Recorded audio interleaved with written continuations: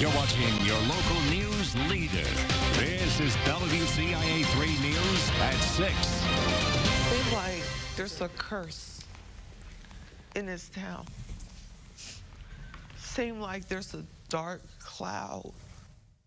The number of people murdered in the city of Champaign hit an all-time high in 2021. 17 people, including teenagers, lost their lives.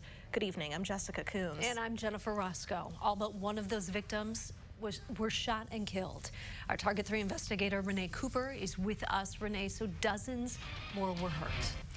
It's true, Jennifer. 77 people were shot in Champaign last year. The year before, 57 people were shot, and in 2019, the number was 34. But it's easy to get lost in these numbers as they climb year after year. But to the families left behind, to the mothers who are experiencing the worst grief imaginable, these are not just statistics. They're sons, daughters, mothers, fathers, best friends. Their smiling faces and a voice they'll never hear again. When he came around family, he always would put a smile on his face and just kissy, just loving type of son. He had just a perfect smile. That's Willie Ann Hoff. Although she smiles and laughs when she remembers her son, she will grieve his loss for the rest of her days. I said, okay, I love you.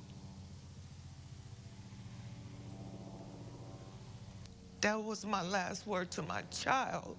Statement Hoff's life was cut short when a fight broke out at a party in northwest Champaign in 2016.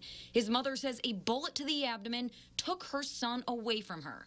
The son and father of two was 22 years old. He bled out, which is the worst way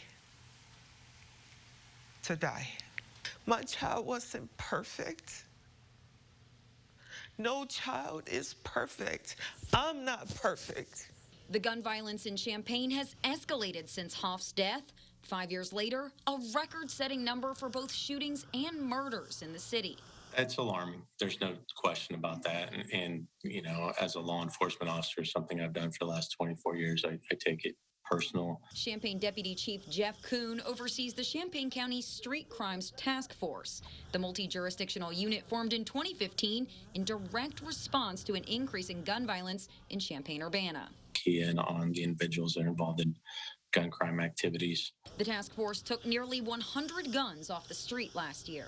A lot of criminals are using handguns with extended magazines, 30-round capacities, or even drum magazines that have 50-round capacities. And sometimes people have been as brazen to,